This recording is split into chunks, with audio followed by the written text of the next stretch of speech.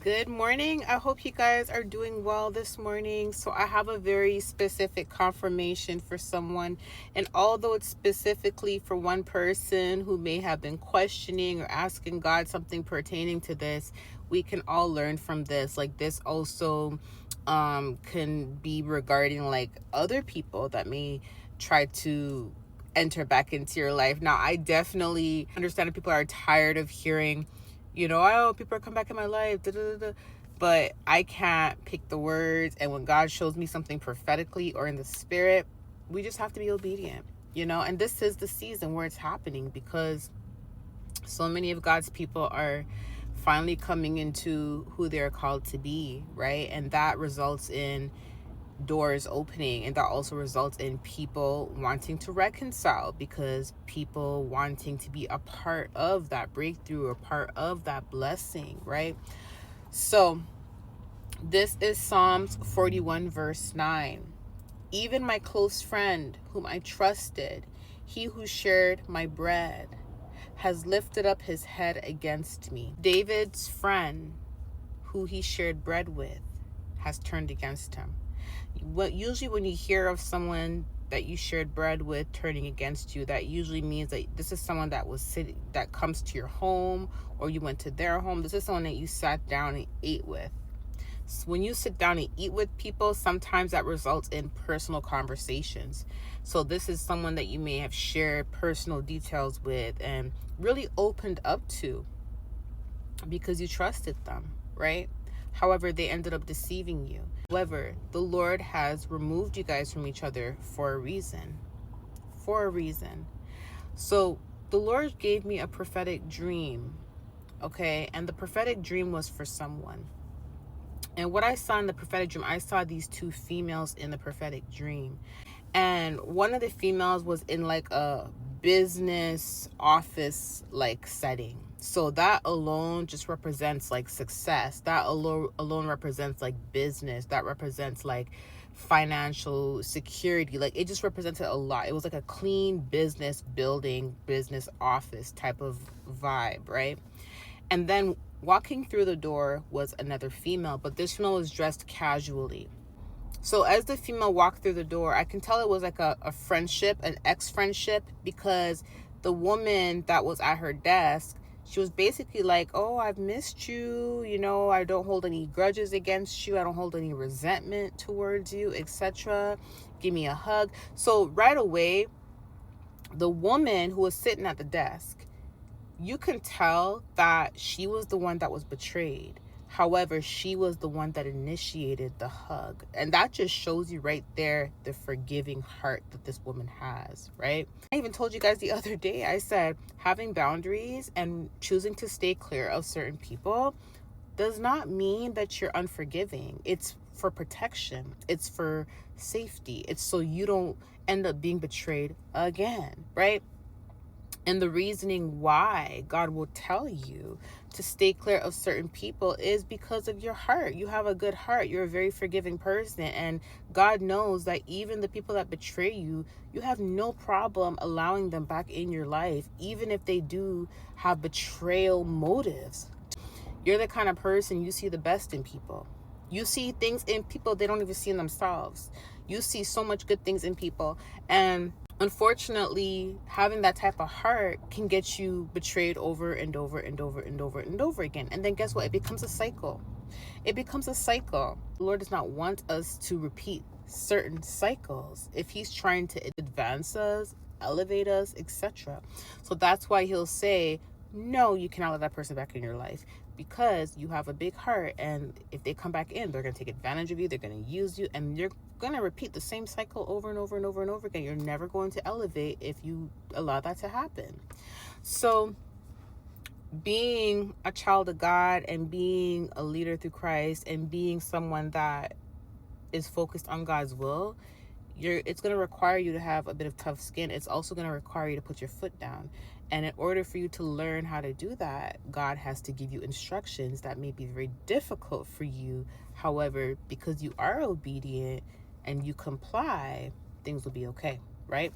So Right away, I knew that the woman at the desk was the one that was betrayed, and she was the very forgiving one. So the woman that came in was like, yeah, she didn't even apologize. She just came in and was like, yeah, this has been happening in my life. So right away, she started talking about herself. She didn't say, how are you, to the woman that said, give me a hug. She didn't say, I'm sorry for what I did to you. She just started talking about herself and started talking about all the problems that she's having in her life, all the health issues that she's having in her life. And it sounded like she was trying to get some sort of sympathy and using that as a way to make the woman that she betrayed feel sorry for her, kind of thing, right? Because again, I noticed that there was no how are you, there was no I'm sorry, there was none of that. And then right away, as they started talking, the woman at the desk, it's so crazy because I can literally hear what she was saying, like to herself. You know how some people, they mumble under their breath, and I can hear what she was saying to herself. And right away, she noticed that this woman, based on how she was talking, based on how she was monitoring her office, because the woman that came into the office started monitoring her office, started looking at her awards, started looking at like her certificates, started looking at her desk and all these things, like literally in the midst of talking about herself and trying to make this woman feel bad for her, she was monitoring this person's lifestyle, this person's office and everything like that. So when I saw that, I knew right away that she had a monitoring spirit, and that her reason for coming back was not genuine. Her reason for coming back was because she had ulterior motives, because she wanted something, and that's why she came back with this, sad story.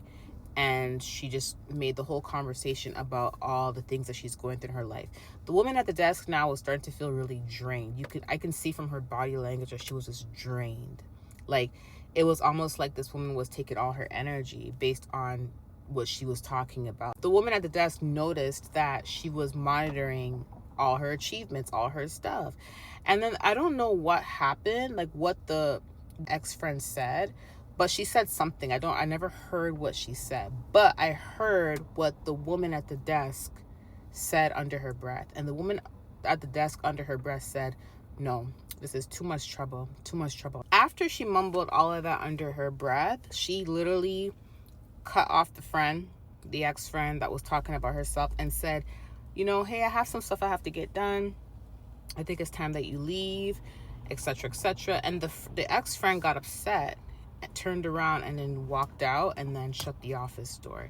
So that's representation of, like, someone trying to come back in your life, and basically you're shutting them down in a very polite manner, right? In a very polite way. And then she just left, right? So that's just a representation of somebody trying to come back in, but the motives as to why they're coming back in, it's not genuine. It's not because they feel bad or anything like that. Because like I said in the beginning, when the ex-friend came into the office, I noticed that she not one time, initiated the woman behind the desk or apologized or said, how are you doing, etc. She went straight to a pity party. She went straight to talking about what she's going through, how horrible things are in her life, etc. And it ended up draining the woman behind the desk. Like, the woman behind the desk originally initiated her with a hug, which meant that she was the one that always initiated the friend. So this reminded me of like a one-sided friendship, where one person was doing a lot for the other one. One person was genuine, one person loved the other one, versus the other person was only all about themselves, right? And this is probably what ended up happening in your friendship. And not only that, but based on the monitoring that I was witnessing, you can tell that the one that was all about herself, she also carried a monitoring spirit. So she was monitoring this friend's life, this friend's achievements, this friend's success, etc. But the end of the day, the person that this word is for ended up shutting it down. Okay, they shut it down because they knew right away that it was trouble. They said to themselves, this is too much trouble. And they knew right away that it was going to be a cycle if they allowed this person fully back into their life. Okay, so this is a confirmation for someone that yes, somebody may try to come back in, but how you're gonna know it's not genuine is because it's gonna feel like a repetitive cycle, and everything's gonna feel familiar, like you've already been through that before. And the person might even try to come in just straight up talking about themselves and everything that's going wrong in their life, trying to get you to feel bad for them. So that's their tactic. That's their tactic, to get you to be like, oh, come, let me, open the door fully for you, etc., etc. Don't fall for it. Okay. Anyways, I love you guys. I'll talk to you later. Bye.